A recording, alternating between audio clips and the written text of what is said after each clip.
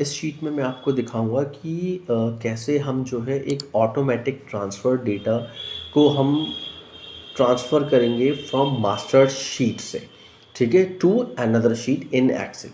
यानी कि जो भी शीट मेरे पास, ये तीन शीट्स आप देख रहे हैं, sheet 1, sheet 2 and sheet 3।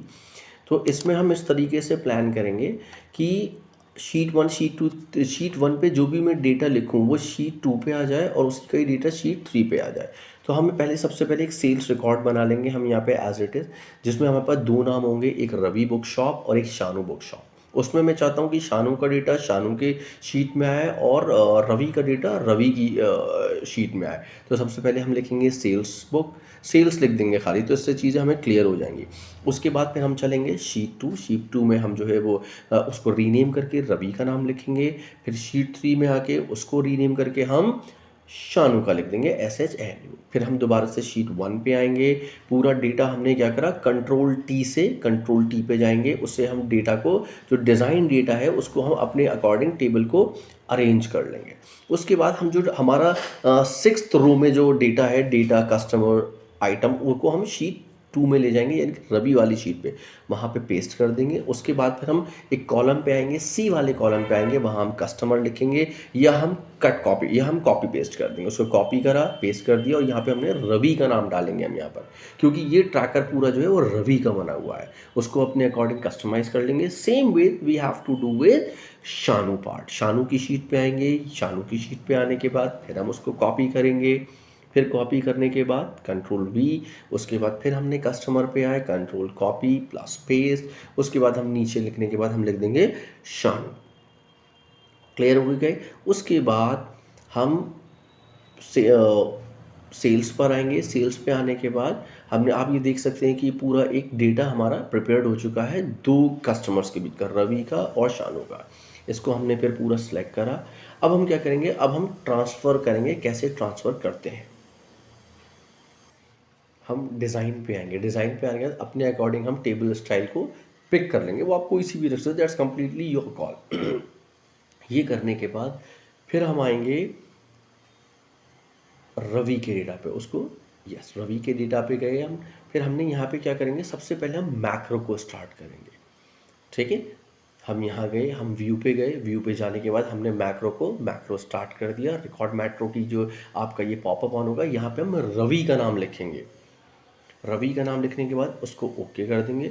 Okay करने के बाद फिर हम दोबारा से इसी पे कहीं पे भी क्लिक करके हम उसको डेटा पे आएंगे। डेटा पे करने के बाद एडवांस फिल्टर पे क्लिक करेंगे।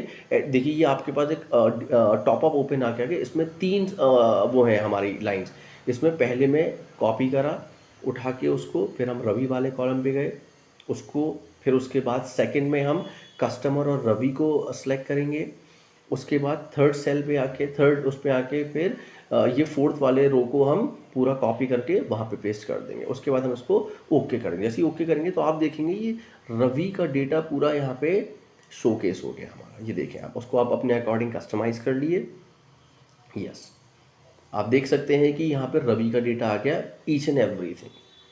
उसके बाद फिर हम गए, फिर हम यहाँ से एक चीज़ का खास ध्यान रखिए कि आप मैक्रो को स्टॉप कर देंगे जब ये डेटा आपका बन जाएगा। उसके बाद सेम विद दी शानू, ये मतलब कॉपी पेस्ट होगा शानू के साथ। आप वहाँ जाएंगे, आपने सबसे पहले डेटा पे गए, डेटा के बाद सबसे पहले व्यू पे जाएंगे, व्यू पे फिर आप नया मैक्रो रिकॉर्ड करेंगे। वो किसके नाम से होगा, शानू के नाम से होगा। उसको ओके करेंगे। फिर आप डेटा पे आएंगे। डेटा पे आके रहेगा, फिर आपने एडवांस फ़िल्टर किया। एडवांस फ़िल्टर के बाद फिर आपने अगेन तीन स्लैब्स आ गई हमारी, उसमें सेल्स में आएंगे, कंट्रोल A करके ये पूरा सेलेक्ट कर लेंगे डेटा से लास्ट तक। उसके बाद फिर हम वहीं गए, उसके बाद फिर हमने कस्टमर और शानू का वो पिक कर लिया हमने सेल्स। थर्ड में आके बाद फिर डेटा से टोटल तक का हम करके फिर उसको हम ओके कर देंगे। देखिए आप ये देखिए कि यहाँ पे हमारा एज इट इज़ शानू का भी बुक शॉप आ गई, हमारा सब पूरी डिटेल आ गई। उसके बाद मैंने आपको बताया कि रिकॉर्ड को, मैक्रो को ज़रूर स्टॉप करना है आपको, वरना आपका फॉर्मूला नहीं फिक्स होगा। स्टॉप करने के बाद अब ये हमारा एक डेटा तैयार हो गया। अब हमारा पार्ट जो स्टार्ट होगा वो किस चीज़ से स्टार्ट होगा हमारा, वो स्टार्ट होगा हमारा मेन। हम यहाँ पर रवि पे गए, फिर हमने राइट क्लिक करेंगे। राइट क्लिक के बाद हम ये देखेंगे कि हमारा एक जो नई शीट ओपन होगी, वहाँ पे हम क्या करेंगे, सबसे पहले वर्कबुक पे आएंगे, उसके आगे उसको टैब को यूज़ करके फिर उसको हम एक्टिवेशन में आएंगे। एक्टिवेट करने के बाद उस पर लिखेंगे हम कॉल रवि, कॉल रवि। फिर उसे ऐसी शानू पे आएंगे, राइट क्लिक करेंगे, व्यू कोड पे आएंगे। जो भी हमारा नया बॉक्स ओपन होगा उस पर हम पहले उसको जनरल से वर्कबुक करेंगे, फिर उसके बाद आगे जाके उसको अगेन एक्टिवेट कर देंगे, जो पहला वाला हमारे वो है उसको फिर ओके करके क्लोज करके सेम। अब हम सेल्स पे आएंगे। अब हम यहाँ पे कोई भी डेट डालेंगे जो उसकी अगली डेट होगी 14/07/2023, और उसमें हमने किसका नाम लिखे, हम किसी का भी नाम लगाएंगे। लेट्स से फॉर एग्जांपल हमने यहाँ पर शानू बुक शॉप लिख दिया। फिर उसके बाद हमने उसने क्या आइटम ख़रीदा हम वो लिखेंगे यहाँ पे, लीगल रिम। उसके बाद हमने यहाँ पे लिख दिया कितनी क्वांटिटी में लिया है 20।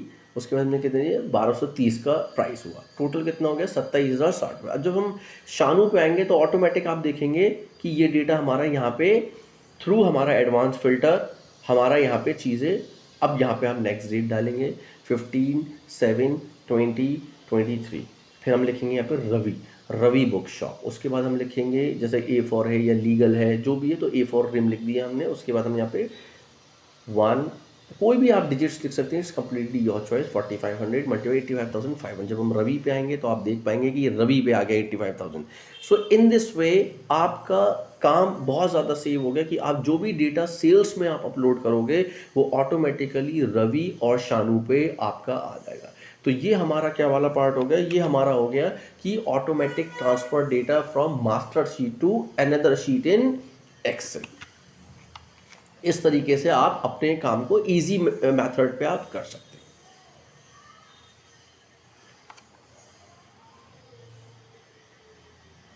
ठीक है, ऑल राइट, ये आप देख सकते हैं सब डेटा एज इट इज तैयार हो गया।